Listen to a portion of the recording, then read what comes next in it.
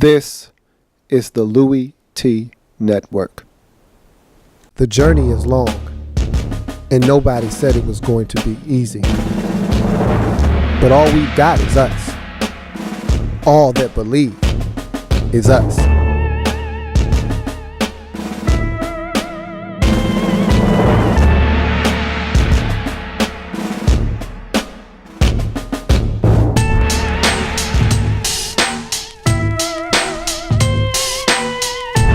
The Redskins Report.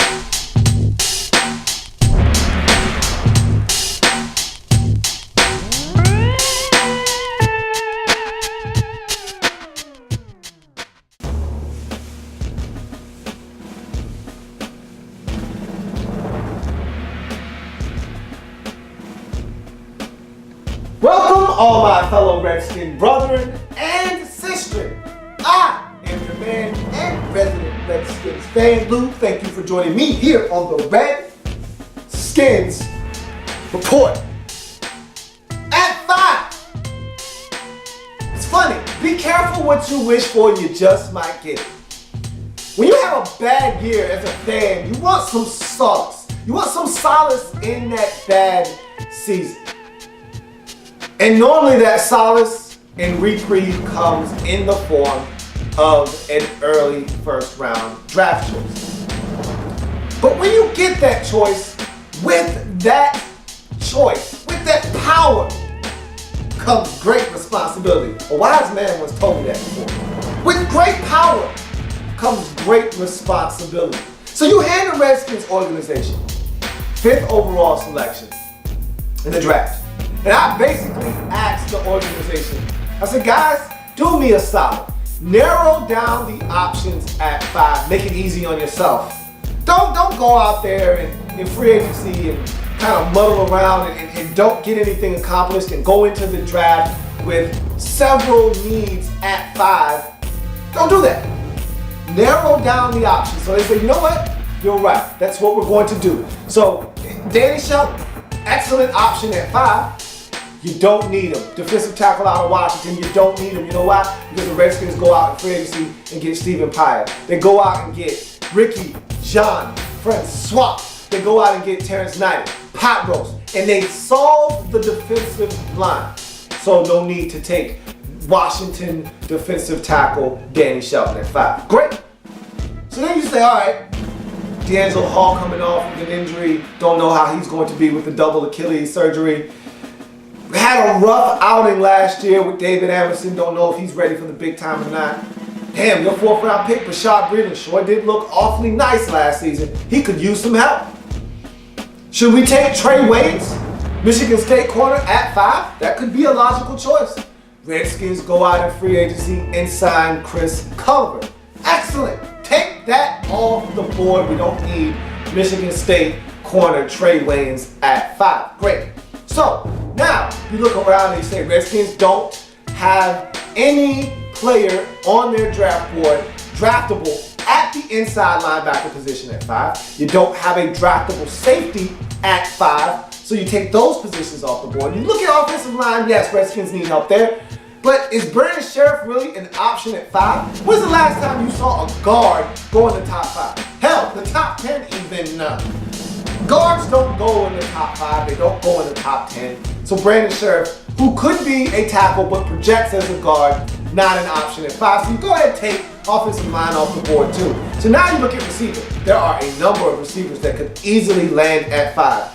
You're talking Kevin White, if he's still on the board at 5, which he probably won't be, but hell, if he's there, he's a great candidate to go at 5. You also look at a guy like Amari Cooper, could easily be there at 5, probably will be there at 5. You could take him at 5 and feel really good about yourself. But do the Redskins really need a wide receiver? Is that a glaring need? Is that one that you spend a pick at number 5 at? Absolutely not. So you take receiver off the board. There's no tight ends worth drafting at 5. Take that off the board. We don't need tight end anyway. And so you find yourself staring at quarterback and pass rushing. You know how I feel. You know what I want at 5. So we're not even going to discuss that. The question then becomes, would the Washington Redskins really spend the 5th overall selection on a quarterback?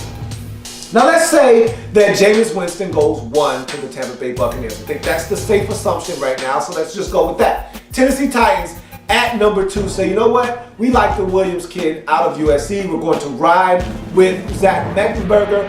We're going to take Williams out of USC at number 2. At 3, the Jaguars say, that Dante Fowler Jr. kid out of Florida looks damn good to us. We'll take him. So then you go to 4 at Oakland and you say, man, what are the Raiders going to do? Well, they say, man, we got a young quarterback, but we don't have a young receiver to go with that quarterback. They take Kevin White. You come to 5, and guess who's sitting at the table waiting to be selected when the Redskins hit the board at 5? None other than Oregon quarterback Marcus Mariota. Would the Redskins at 5, with Robert Griffin III and Kirk Cousins on the roster, take Marcus Mariota? What a question, what a question, what a question. New general manager Scott McCloughan. All right, head coach Jay Gruden. The brain trust of the Washington Redskins. Would they pull the trigger on Marcus Mariota? Would you pull the trigger at number 5 on Marcus Mariota if you had the opportunity to do so? I want all your input. If you're a Redskins fan, if you're not a Redskins fan, I want to know what you think, because to me, John Clayton, a very respectable member of the ESPN crew, and a reporter that has been doing it for years, a lot of contacts, a lot of sources, says that, hey, look, if the Redskins are on the board at 5, and they're on the clock and they're ready to select, and Marcus Mariota is on the board, they are going to take him, no doubt about it. I find that hard to believe. I really do. And here's why. The Redskins, right now, to me, looking at Scott McCloughan, our new general manager, aren't really in a position to take a quarterback. I think you look at our situation, and Jay Gruden and his biggest beef with Robert Griffin III is that he's not a pro-style quarterback. He didn't come from a pro-style offense. He doesn't fit into what Jay Gruden wants to do. There's a big rift between the two because he's not getting it fast enough. He's not making the necessary strides that is required of him to get this offense off the ground, and thus he has the offense stagnated. You bring in Marcus Mariota, and he is basically Robert Griffin III Jr. Maybe he's got better pocket awareness. Maybe he's a guy that can understand the NFL game a lot better than Robert Griffin III does. Maybe he has a better internal clock. Either way, he's still coming from a spread offense, much like Robert Griffin III has and did. He's still coming into the NFL without prior knowledge of a pro-style offense, like Robert Griffin III did. He's still coming into the NFL as a dual-threat quarterback that has never really had to call plays like Robert Griffin III did.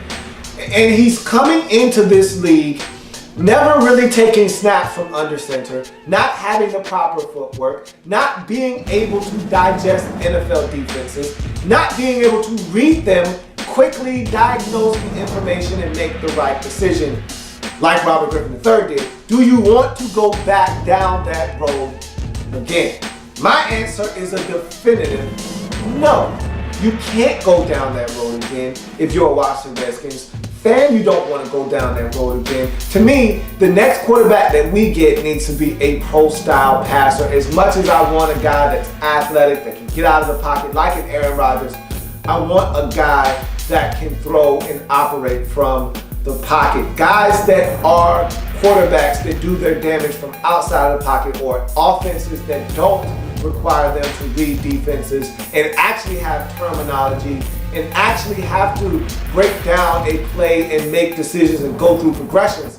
They struggle at the next level. It's a proven fact, and it's hard for those guys to come in and assimilate to the NFL game. I don't think the Redskins are in any position to do that again. Marcus Mariota, outside of going to Philadelphia, is not ready to play in year number 1. He struggled at his pro day. Look, I don't put a lot of stock into that. Last year, we overreacted when Teddy Bridgewater struggled at his pro day. Look what he did in his rookie season. All I'm saying is that he had to make some pro-style throws. He had to show the scouts that, hey, I can do this, I can do that, and he didn't go as well as he intended it to. And I think that just goes to show that it's going to take time. Maybe he still will be an excellent quarterback in this league. It's going to take time, however, and so I don't think the Redskins are in any position to take him at 5. That being said, I'm going to give you a little bit of a nugget to chew on. I'm going to drop a little bit of a gem on your melon.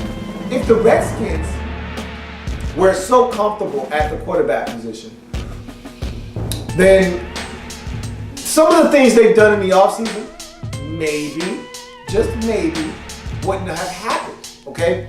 Now, they go out of their way. Jay Gruden goes out of his way at the Combine to state that Robert Griffin III is the starting quarterback and will be going into training camp. Was that a necessity? Did he have to do that? After last year's debacle, after last year's season ended so horrifically, and the talk of last year's season was that going into next year, it's going to be competition, competition, competition. Everybody's going to have to earn their starting spot. Nobody's going to be given anything. And so you show up at the Combine and Jay Gruden says that Robert Griffin III is my starter. He's going to be the starter going into camp. And we have to do a better job of getting him ready. He has to do a better job of preparing himself to play. And we have to get this thing going in the right direction. So basically what you've done is you've put every single other team who may have any interest in a quarterback in the draft at ease, knowing that the Redskins aren't going to take a quarterback at 5. Or are they? Did the Redskins just blow smoke at the other teams in the draft that may be interested in coming up to get a quarterback just so they wouldn't come up in front of them at 4 to take the quarterback? If anybody gets wind of the fact that the Redskins are interested, 4 then becomes a hot spot because you then need to go in front of the Redskins to get Marcus Mariota or whomever the quarterback is at 4. That's the question you got to ask yourself. Did the Redskins set all of this up and get the ball rolling, take care of some needs in free agency, say that Robert Griffin III is a starter, all in the name of setting the table to get Marcus Mariota in the draft? That's a question that does beg asking. However, I don't think that is the case. I don't think we're going to see the Redskins go out on the limb and make a huge franchise-altering decision. I see them going the safe route, continuing to build this roster the right way, and giving Robert Griffin III every single opportunity to prove once and for all that he is the franchise quarterback of the Washington Redskins. I want to know what you think. Are the Redskins seriously considering taking Marcus Mariota? And would you take Marcus Mariota? And as a Redskins fan, have you given up on Robert Griffin III? I want to hear your feedback. I can't wait to hear you respond. As Redskins fans, your opinion matters the most, and so I'm anxious to see how a lot of you Redskins fans feel out there about the possibility of getting Marcus Mariota at 5, and is that the right move for the Redskins franchise moving forward? I am a Redskins fan, etched in burgundy and gold. My Redskins spirit will never die. My Redskins spirit will never fold. Until we meet again, hail to our Washington Redskins. See you there. There's plenty more where that came from. While you're here, subscribe to the channel. If you want more Louie T, be sure to follow me on Twitter at @InTheLabRoom, or you can like the Facebook page at In the Lab Room. That's In the Lab Room on Facebook and at In the Lab Room on Twitter. Don't forget, subscribe to the channel if you haven't already done so.